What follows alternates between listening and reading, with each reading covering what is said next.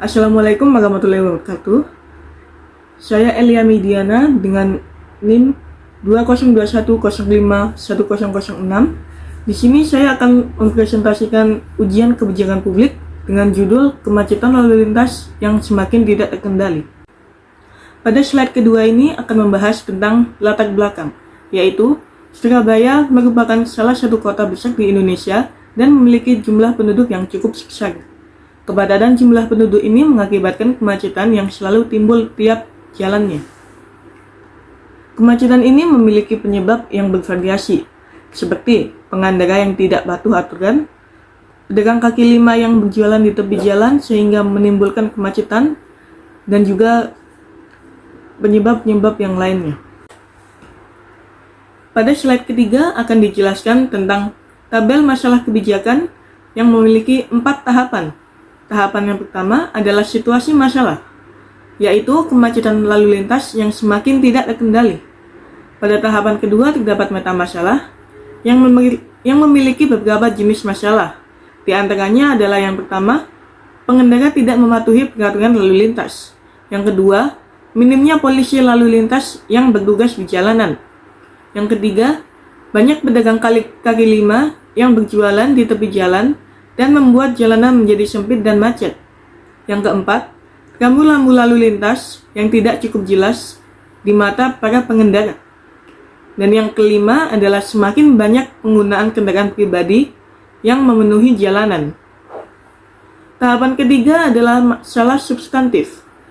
Dalam masalah substantif ini terdapat 2 jenis masalah, yaitu yang pertama adalah pengendara tidak mematuhi peraturan lalu lintas. Dan yang kedua adalah banyaknya pedagang kaki lima yang berjualan di tepi jalan sehingga membuat jalanan semakin sempit dan dapat menimbulkan kemacetan yang berkepanjangan. Padahal, pemerintah telah mengatur undang-undang tentang lalu lintas, yaitu Undang-Undang Nomor 22 Tahun 2009, Pasal 12, yang menjelaskan tentang jalan adalah seluruh bagian jalan, termasuk bangunan pelengkap dan perlengkapannya, yang diperuntukkan bagi pengguna lalu lintas umum yang berada pada permukaan tanah, di bawah permukaan tanah, dan kecuali jalan kabel.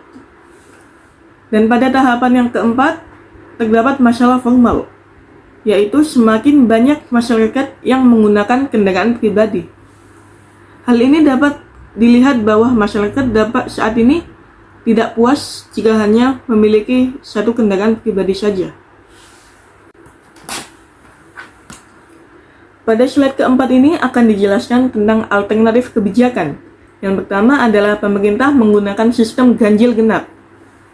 Adanya sistem ganjil genap ini sudah dilakukan di beberapa kota, termasuk di Surabaya, yang memiliki tingkat kemacetan yang cukup tinggi. Yang kedua adalah pemerintah menambahkan jumlah transportasi umum.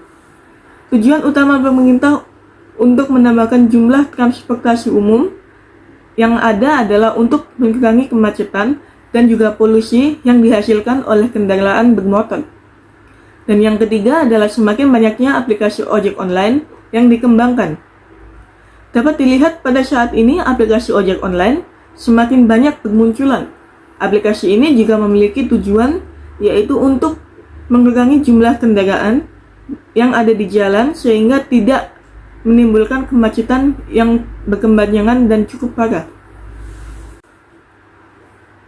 Pada slide kelima akan dijelaskan tentang metode analisis pengembangan kebijakan. Metode analisis kebijakan ini menggunakan metode analisis komparasi, yaitu membandingkan kebijakan yang pernah ditempuh oleh pemerintah dengan kebijakan di negara lain. Contohnya adalah yang pertama, Meksiko dengan membatasi jumlah mobil yang berbagian, dan yang kedua adalah Cina yang mengatur pemakaian mobil berdasarkan plat. Kebijakan ini sama seperti kebijakan yang telah ditetapkan oleh pemerintah pada sistem ganjil genap. Dan kebijakan ini terbukti dapat mengurangi kemacetan jalanan sedikit demi sedikit. Demikian presentasi yang dapat saya sampaikan untuk ujian mata kuliah kebijakan publik pada kali ini.